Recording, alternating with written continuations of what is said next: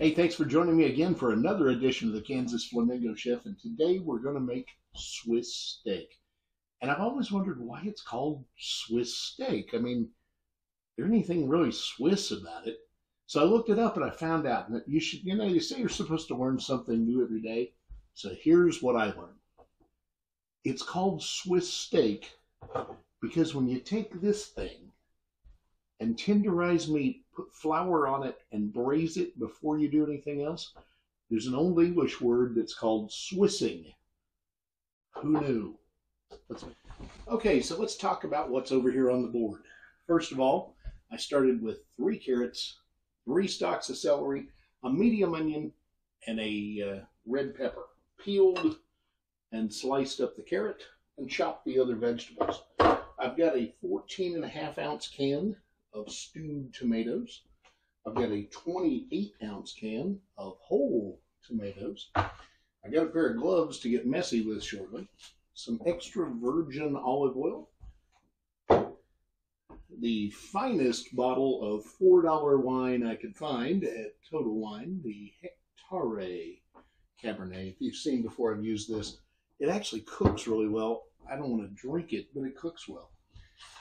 I've got my beef, which is round steak, that I actually went ahead and hammered out.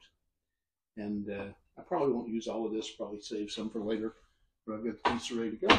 I've got some all-purpose flour and a big bowl to put the flour in to dredge the meat.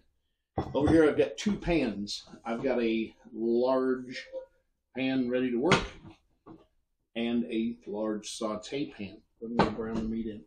So first and foremost, what we're going to do is put some flour into this bowl and get some on each piece of meat. And then we're going to drop some olive oil in the saute pan and get started. Because people always ask about the cats. They're busy playing behind and through the door. So I'm going to leave the door open so they can stop driving me crazy. All right, so the first thing we're going to do is put flour in this bowl. It's not going to take a lot. A couple of handfuls will do it. Put my gloves on so I don't make a giant mess. Set the flour off to the side. We're going to go ahead and put some olive oil into this pan, which is now on medium-high. Start just quickly getting a little bit of flour on those pieces of meat while the olive oil heats up.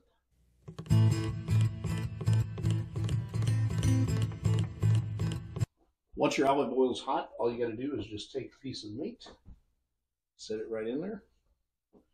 I'm just going to brown this slightly. I don't know if you can hear the cats in the background, but Barkley is intent on causing problems.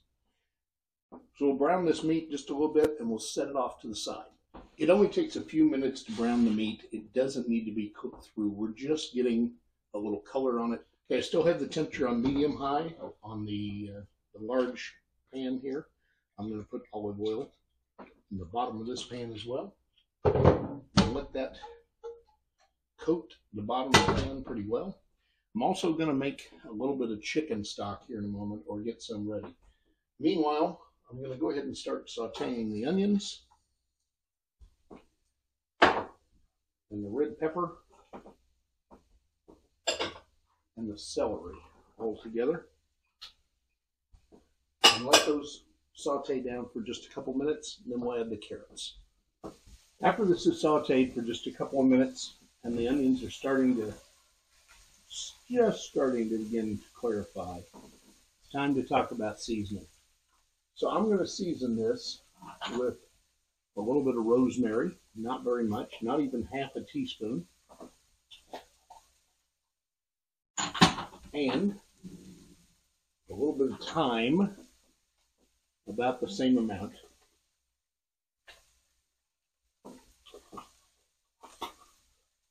And a little bit of salt, pepper, and garlic. I like this stuff, which is Kinder's the blend. It's all ready to go. And this is going to take a couple of teaspoons.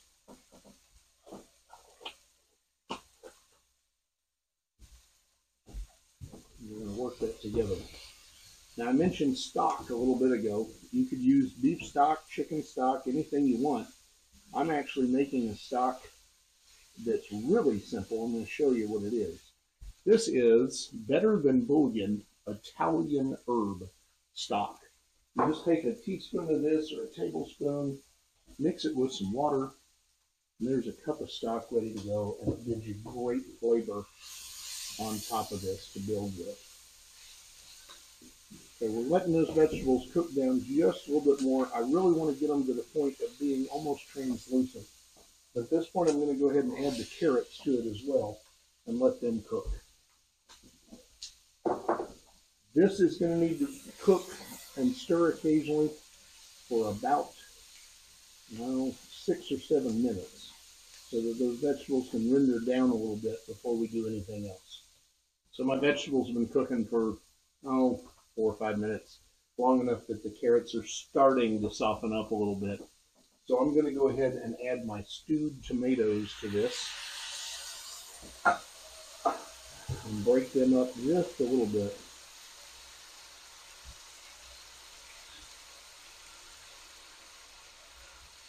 And kind of mix that together.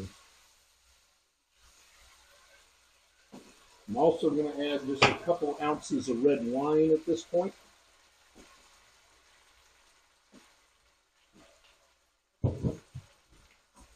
Bring all that together. And now is when you're going to try not to get messy.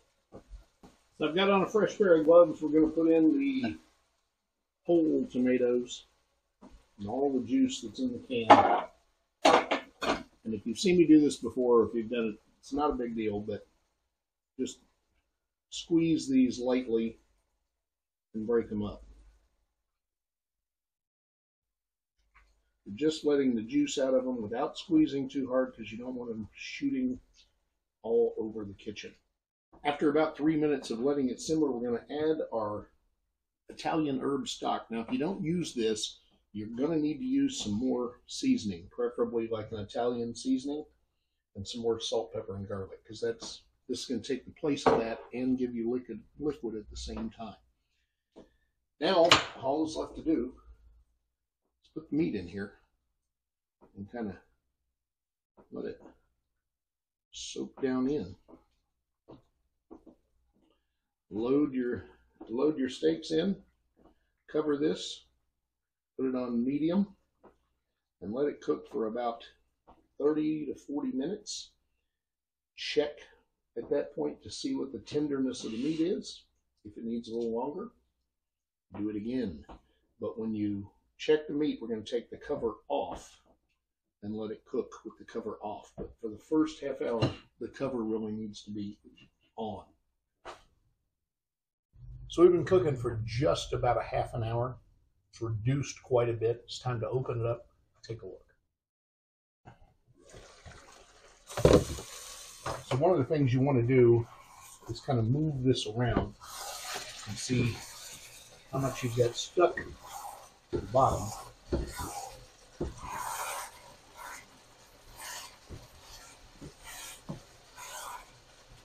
And in doing that, you're actually going to thicken the sauce by moving that sediment.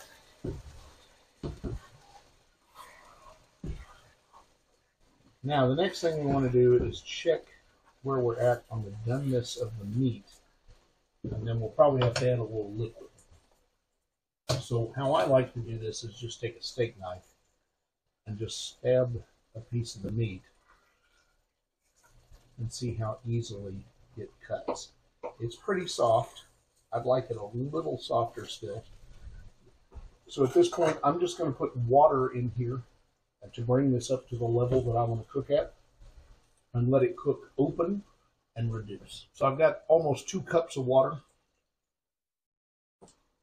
I'm just going to pour it right over the top and stir that in there. So I'm basically going to deglaze the pan at the same time.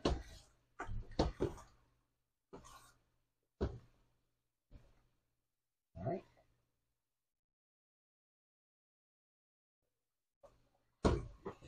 lower my heat a little bit. And I'm just going to let this cook. I'm also going to add just a touch of red wine again. That may have been like an ounce to the most. Okay, once you've gotten the consistency the way you want and the meat to the point of tender that you like, ready to serve. It's really straightforward. I've made some mashed potatoes here. Hopefully you know how to make mashed potatoes. If you don't, drop me a line. I'll show you how to do it. But all we're going to do is turn the heat off, scoop up some mashed potatoes, lay the meat on top, and just drizzle this sauce over the top. I'll show you what it looks like. So your plating, just scoop out some mashed potatoes. I like to make a little valley there that you can lay the sauce in. Get a piece or two of the meat. Just kind of lay it against the sauce. Or against the potatoes, rather. Then we're just going to take some sauce straight from the pan.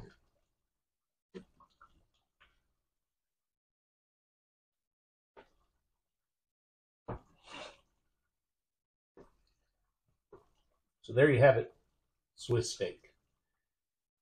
As always, eat fabulous. If there's a recipe you'd like me to make, drop me a line, bill@kansasflamingochef.com. Remember to subscribe to the YouTube channel. I'm also on Rumble. Check out the website, kansasflamingochef.com. And if there's something you'd like me to make, let me know.